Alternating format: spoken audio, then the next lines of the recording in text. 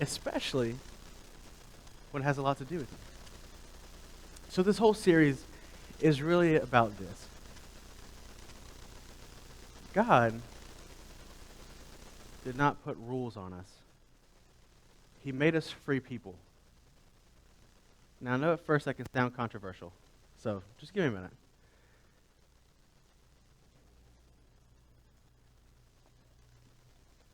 You see, God didn't say, you have to do this, this, and this. He said it would be best if you did this, this, and this. Because you would gain freedom in that. If you had to do it, well, you wouldn't be able to sin, right? If you had to do it. He gives you that choice. But the truth is, when you choose His path, you find freedom in His path. Okay, so that's the basis of it. So now that we're all caught up, this week is about every man for himself. Who's ever heard that? Every man for himself. Okay, a few people, right? Like, that's pretty obvious. Like, everybody's heard that. And I bet you know what it means. When I hear that phrase, I can't help but imagine, like, elementary school kids playing musical chairs. I don't know about y'all, but I've never seen so many elbows, punches thrown in my life than watching elementary-age kids play musical chairs. I mean, they're just vicious. I mean, it's like watching full-grown adults. And the worst part is, they're not getting anything for it. They're just happy to do it.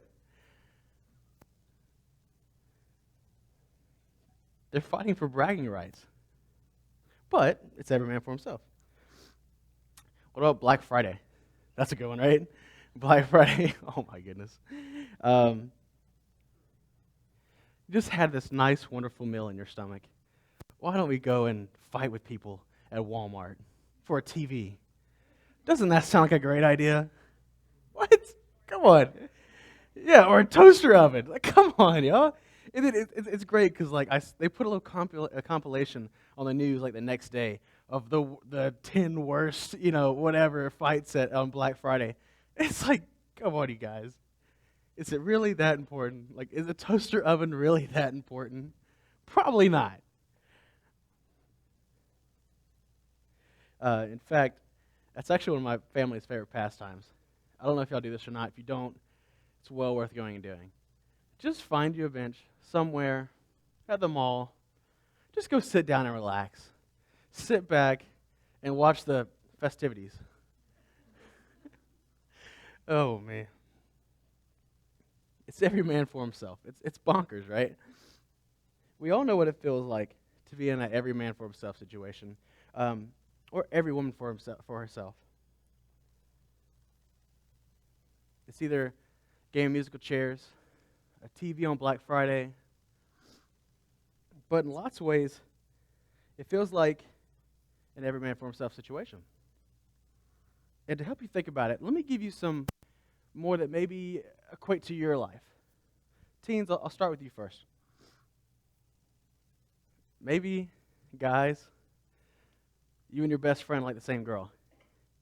So you go through extreme lengths to get her. Or maybe you fight for seats in the cafeteria, the closest spot to the lunch line. Or maybe it's the guy you're low-key stalking. I don't know, I'm not saying anything. But adults, what about within your job? How many times can you equate this to your life? Every man for himself.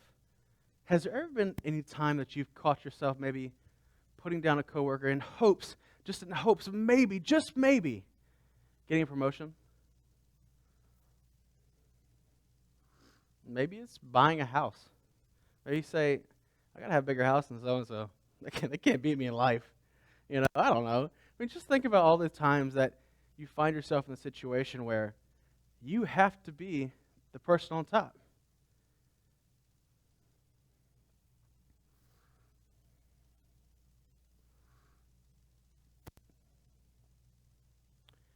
You have plenty of opportunities to look for yourself in life, and not a lot of opportunities to look for others. Or do you? And sometimes I even think it's like this. Maybe you're just fending for yourself. Maybe no one else is pulling up for you. Maybe no one else is showing up for you. And you just feel like you're out on this island and that you have to do everything.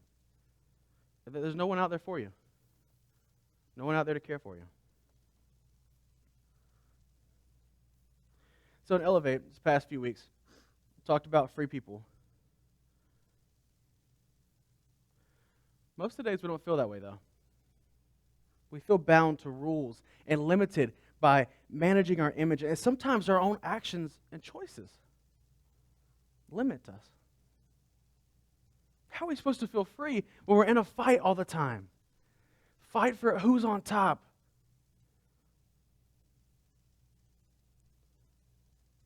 Our place at school, work, home. Are we really free people when we're constantly having to watch our back and look out for ourselves? If we're really free, why are we keeping tabs on what everybody else is doing? Why do we really care? How we measure up and how we rank, is that freedom? Is that living like Jesus asked us to live? Is that living our best life? If we're being honest, sometimes it just feels like we're trapped. It feels like we're being controlled and out of control at the same time. It feels like our lives are small and cramped, constantly trying to keep our place in line, keeping others from walking over us. And it definitely does not feel like freedom. It doesn't. So the truth is this. Over the, like I said, the past couple weeks at Elevate, talking about free people. And we're looking at a book of the Bible that's not actually a book. It's actually a letter. It's Galatians. Paul, who wrote most of the New Testament, he wrote this to the church of Galatia. Now, Paul wrote all of his letters under specific circumstances, right? Circumstances unique to each church. And for Church of Galatia, his reason for writing was he felt just a little bit passionate about. He felt that it was not okay. Well, excuse me, let's step back. First, he started this church, right? And as you can imagine, most people, when you start something, you want to finish it right. You want it to be right. It's your, you can say this one. It's your baby, yeah. That's what this church was to Paul. So Paul was pretty upset when he did this for Jesus, and these new religious leaders walked in and said, "Oh, but Paul didn't tell you about X, Y, and Z that you have to do. He only told you this part." And so, being Paul, probably not a happy camper. And so, he wrote this letter.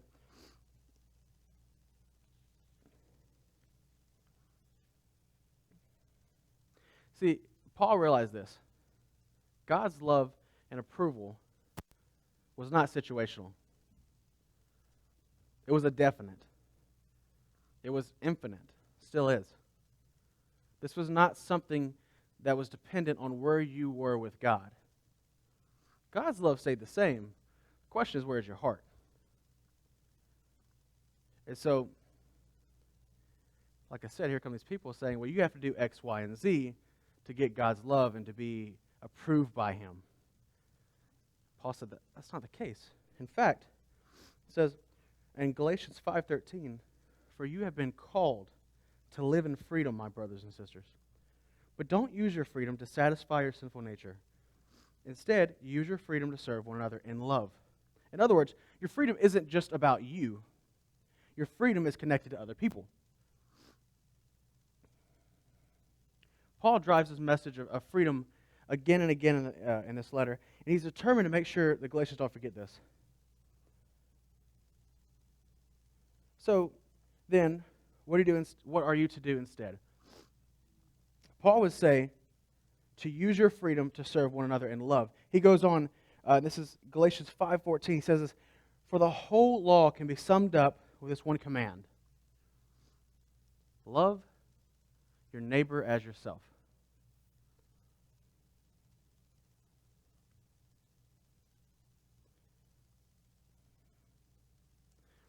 So here's all these people saying, these religious leaders saying, there's more to this, Paul. You can't just be free. There's rules, there's regulations on God's love. And he says, you say there's more to these laws that I need to obey.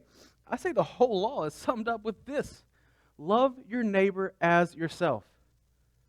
And famous words from who? Anybody? Jesus, yeah. Paul just quotes Jesus and just takes the mic and just drops it.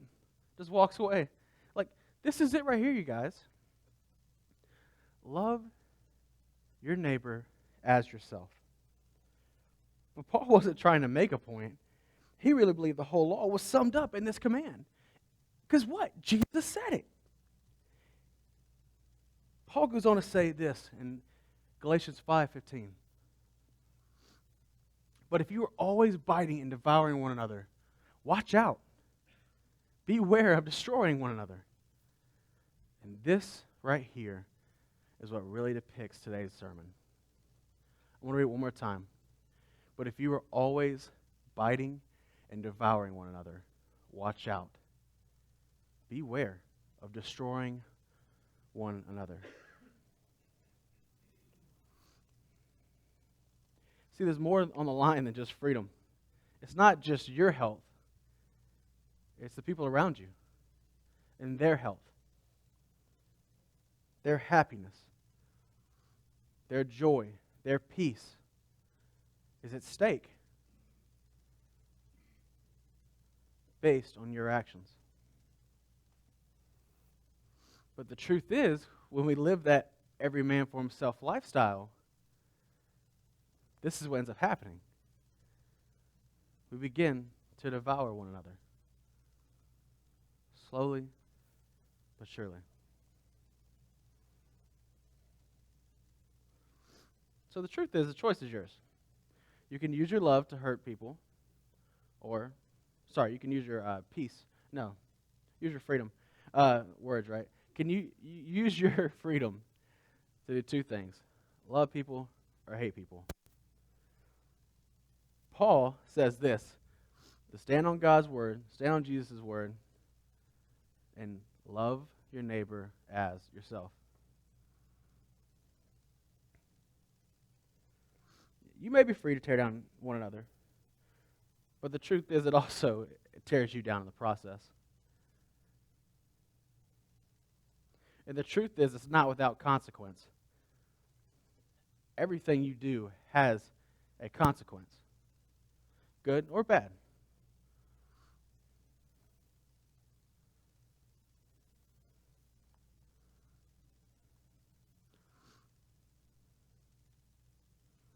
What about your relationships? What about your family? What are you sacrificing? What are you putting on the line? What's destroying your life? Is it this? Is it an every man for yourself situation? Are you putting others down to make you look better? Is it job promotion?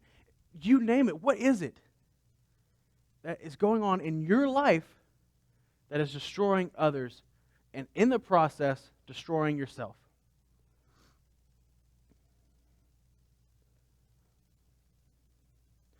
The truth is,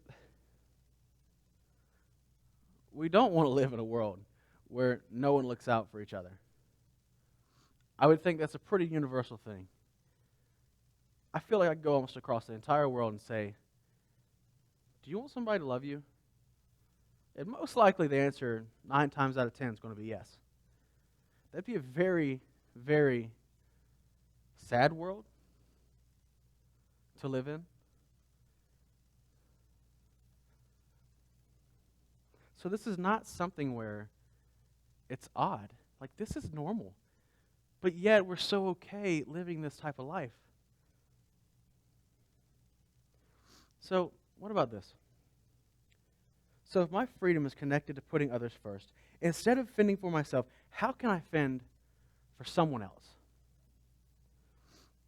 Now, maybe that feels impossible or illogical. But because it does go against like everything our instincts say. Our instincts do say, hey, live for you, you're number one, right? It's kind of what the world says too, because we're number one. And so this does feel very awkward and weird, and it feels backwards. But that's why Paul says living this kind of life is what Jesus asked. And if we go back to what Jesus, his whole entire message was completely opposite of the world. And so this trend just continues and continues. And he says, if you want freedom, real freedom, let me emphasize that, real freedom, love your neighbor as yourself.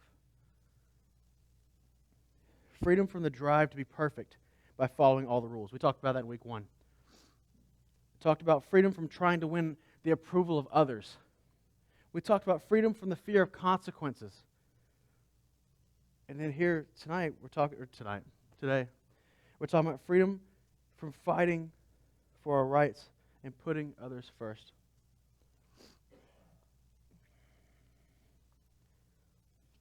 So,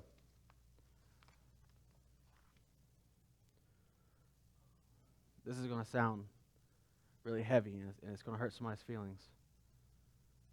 But it's got to be said. Let them cut in line. It's okay. I know that was really rough, wasn't it? That's really sad. Let them cut in line. It's okay. For teens on the sports field, or maybe it's co-ed softball, I don't know. It's okay for somebody to shine a little brighter than you. It's okay. Let somebody else get promoted before you. Your time will come. It's okay.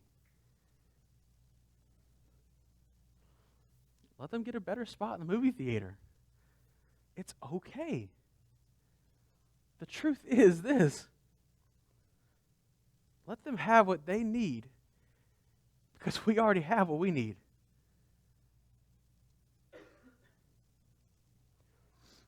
In other words, we're ultimately saying this. This is also what Paul said. He said this: free people put others first. Loving others is what matters. And loving others will lead to freedom. So now, this big picture. I dropped this once, that's why it's got tape on it, in case you're wondering. And if you weren't, now you know. This picture, I guess I'll move this. I want to keep this forefront, at least, for the rest of the time. This picture was a gift to me. Being a minister, living in another church is kind of hard. And so, leaving Galilee was, especially being there, 12 years, was the hardest thing I've ever done. Asking God, like, are you sure? Are you sure it's okay to leave? Are you sure? And I remember Brian called me up one night, and he said, Tyler, he said, what you're doing is okay. What you're doing is growing. And he talked about how he had a sermon this week prepared for me. And I was like, you really don't have to do that, Brian. You know, you can just tell me I don't need to be talked about in church. I'm okay with that. But he did. And as a minister, you know that if you don't know this, because most of y'all are not ministers, but there lots of times we like to have series set in time and set different ways, and we want to have certain things done. We want to get things done on time, and like, for example, during Christmas, you have a certain amount of series, like, I want to dedicate this to Christmas, you know, and Thanksgiving. I want to dedicate this to Thanksgiving. And so Brian was doing his Christmas series, and he took a break for me. And I know that doesn't sound like a lot, but as a minister, I recognize that he said, Tyler, today's about you. And so this is what they did without me knowing. He took all these pictures from my 12 years, and he said, Tyler, I want to give this to you. I want to tell you how to be better at your job, in a good way, of course. I want to teach you one more time how to love. And that whole day was dedicated to me. And to me, that changed my life. That changed my life. I said, that's what love is. sacrifice. That's what love is, coming around someone when they need guidance. And this is just a small reminder. There's so many comments on here. This is a small reminder of someone else's love to me. And so the question is, can you do this for someone else? Can this happen to someone else? Can you put yourself aside for 2 seconds and just love on someone? Once again, we come back to freedom. I don't know about you, but if you've ever done something for someone, there's some freedom in that. Just loving on someone else. So, that's the application for today. Is what can you do in your life to gain a little bit more freedom from this world? Can you love on someone? Can you send them a thank you note? Can you open the door from someone? Can you just show a little love? I'd like to pray, and as I pray, band, if you ought to come back up and lead us out. Seriously, guys, think about this, though. Something not to take lightly. Free people is a hard topic, and it's something hard to come by. Because we think freedom is something else that it's not.